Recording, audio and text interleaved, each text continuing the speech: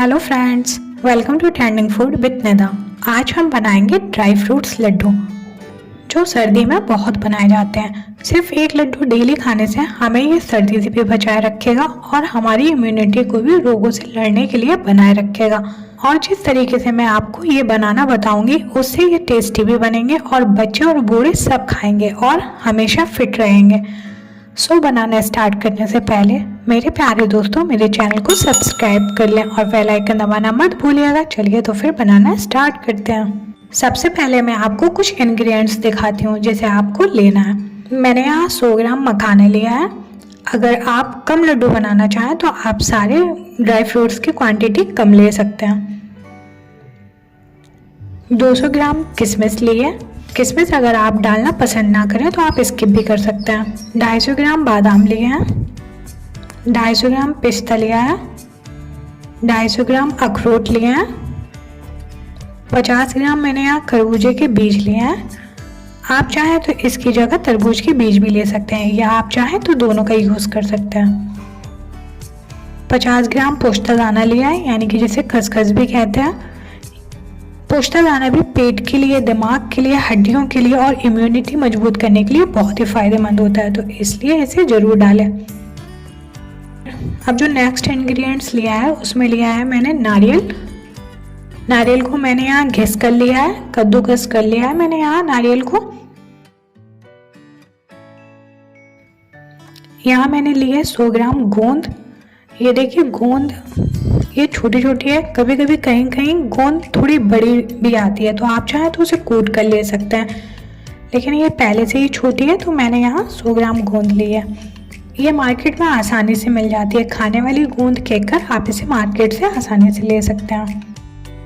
अब मैंने यहाँ लिया है 250 ग्राम काजू, जिसे मैंने पहले ही घी में फ्राई कर लिया था। बाद में मुझे लगा चलिए इसकी रेसिपी आप लोगों से भी शेयर करती हूँ, तो इसलिए मैं पहले ही काजू फ्राई कर चुकी थी, बट कोई बात नहीं, बस मैंने थोड़े ही घी में काजू को फ्राई कर लिया है।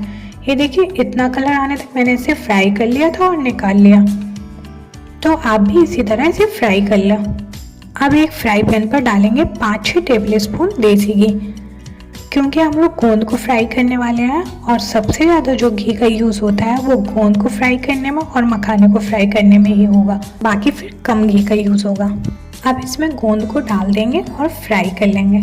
आप चाहें तो गोंद को 2 बार में फ्राई कर सकते हैं, क्योंकि ये फूल कर ज़्यादा हो जाती है तो इसे फ्राई करने में थोड़ी प्रॉब्लम आएगी। ये देखिए इस तरीके से चिपकने लगेगी, इसलिए आप चाहें तो या तो फिर कोई बड़ा बर्तन लें फ्राई करने के लिए, नहीं तो इसे फिर 2 बार में फ्राई करें। ये फ्राई हो गई है, अब इसे निकाल लेते हैं। अब उसी फ्राई पैन पर हम लोग मखाने फ्राई करेंगे। जितना भी हम लोग फ्राई करेंगे ना, सबको लो फ्लेम पर फ्राई करना है। किसी भी आइटम को हाई फ्लेम पर फ्राई नहीं करें, लो फ्लेम या मीडियम फ्लेम पर ही फ्राई करें ताकि ये जल ना पाए। अगर लो फ्लेम पर फ्राई करेंगे तो ये क्रंची रहेंगे और अच्छे से फ्राई भी हो जाएंगे। ये देखिए मखाने फ्राई हो गए हैं, अब इसे निकाल लेंगे। अब इसी में थोड़ा घी और डालेंगे और बाकी के बचे हुए मखाने भी फ्राई कर लेंगे। सारे मखाने फ्राई कर लिए हैं। घी इस तरह काला भी हो सकता है, ये देखिए, बट कोई बात नहीं, क्योंकि हम लोग सामान फ्राई कर रहे हैं ना, तो इसलिए वो काला हो ही जाता है, लेकिन कोई बात नहीं, ये बिल्कुल भी कड़वा नहीं लगेगा। अब इसी में और घी डालेंगे और अब इसमें बादाम डालकर बादाम को भी फ्राई कर लेंगे। इसे भी हल्का कलर चेंज होने तक फ्राई करना है और बिल्कुल लो फ्लेम पर ही इसे फ्राई करें। ये फ्राई हो गए, इसे भी निकाल लेंगे। अब फिर से इसमें थोड़ा सा घी डालेंगे और अब इसमें पिस्ता फ्राई कर लेंगे। ये सब आइटम बहुत जल्दी फ्राई हो जाते हैं, लेकिन इसे बिल्कुल भी हाई फ्लेम पर फ्राई ना करें, लो फ्लेम पर ही फ्राई करें, क्योंकि ये वैसे भी बहुत ही जल्दी फ्राई हो जाते हैं। ये देखिए ये भी फ्राई हो गए, हम इसे भी निकाल लेंगे। अब इसी तरह अखरोट भी फ्राई कर लेंगे। अखरोट भी फ्राई हो गए, इसे भी निकाल लेंगे। अब मैंने घी में घिसा हुआ नारियल भी डाल दिया था, इसको भी धीमी आंच में लगातार चलाते हुए फ्राई करना है, क्योंकि ये बहुत जल्दी जल जाता है। इसीलिए ध्यान दें कि फ्लेम को लो रखकर ये फ्राई करें और कंटिन्यू इसे चलाते रहें। अब इसे निकाल लेंगे। मैंने यहाँ काजू, बादाम, अखरोट, पिस्ता को मिक्स कर दिया है, क्योंकि इन सबको अब हम दरदरा कूट लेंगे या फिर इसे पीस लेंगे। तो हाथों को बिना थकाए कूटने की बजाय हम लोग क्या करेंगे, इसे मिक्सी में पीसते हैं। अब इसमें आधा डाल देंगे और आधे को हम लोग बाद में पीसेंगे। अब इसको दरदरा होने तक पीस लेंगे। ये देखिए, मैंने इस तरह इसे पीस लिया है। अब इसे एक बर्तन में पलट लेंगे और बाकी का बचा हुआ भी डालकर पीस लेंगे।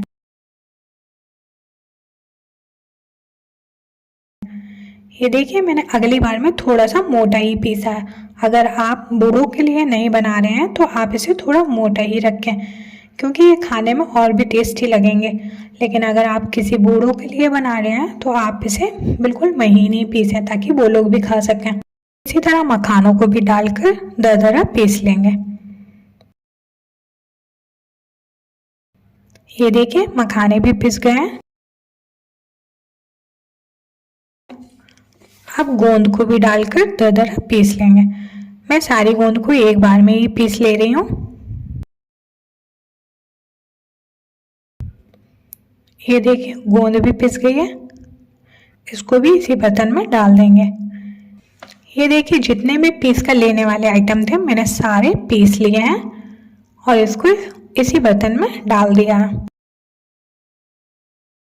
अब गैस पर चढ़ाएंगे एक बर्तन और उसमें डालेंगे 700 से लेके 1000 ग्राम तक चीनी, यानी कि आपको 1 किलो से कम ही चीनी रखना है।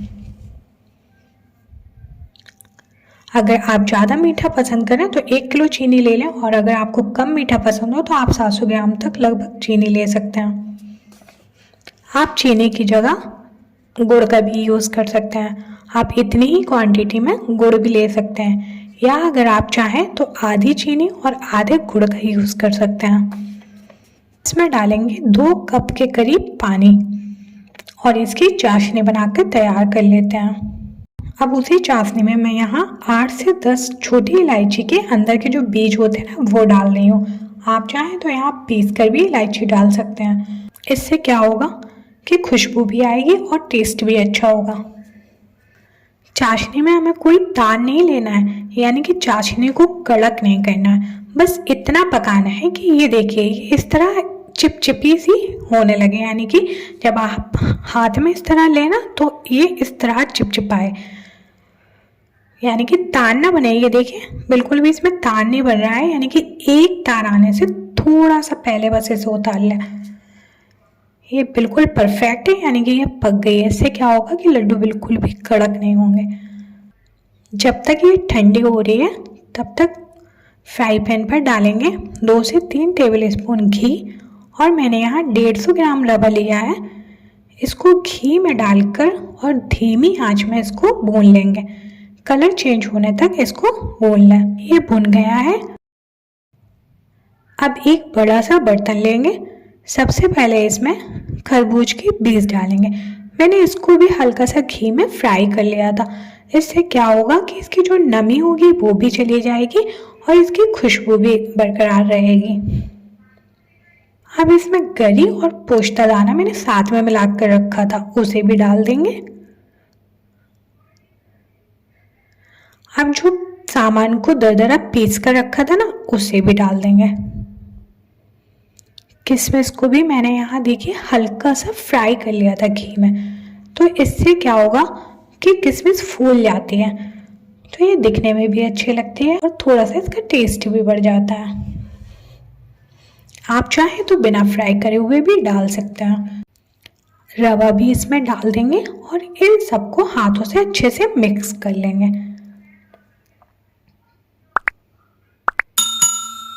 अब इसमें चाशनी डालेंगे। तो चाशनी एकदम से पूरी नहीं डाल देना है, थोड़ी थोड़ी करके ये चाशनी डालेंगे। ये देखिए, पहले इतनी चाशनी मैंने डाली है। अब इसे चम्मच से पहले मिक्स कर लेंगे, क्योंकि ये अभी थोड़ी गर्म है। बहुत ज़्यादा गर्म नहीं, लेकिन गुनगुनी गर्म है और इतनी ही गर्म हम लोगों को डालना है। ये देखिए मैंने पहले इसे चम्मच से मिक्स कर लिया, अब इसे मैं हाथों से अच्छे से मिक्स कर लूँगी। इस तरह से देख लीजिए बाइंडिंग हो रही है, अगर नहीं हो रही तो और भी चाशनी इसमें डलेगी, तो मैं इसमें थोड़ी और चाशनी डाल रही हूँ। बस अब फिर से इसे अच्छे से मिक्स कर लेंगे और फिर से लड्डू बना कर देखेंगे। ये देखिए अब कितने अच्छे से परफेक्ट लड्डू बन रहे हैं, यानी कि अब हमें इसमें चाशनी की ज़रूरत नहीं है। मीठे में ये बिल्कुल लिमिट का मीठा हो गया है, ना बहुत ज़्यादा मीठा और ना ही फीका, बिल्कुल परफेक्ट मीठा है। आप चाहें तो कुछ ड्राई फ्रूट्स को अगर ऊपर से लगाना चाहते हैं तो ये देखिए मैंने थोड़े कटे हुए बादाम को इस तरीके से हाथों में ले लिया है और इसे लड्डू के ऊपर इस तरह से लगा देंगे।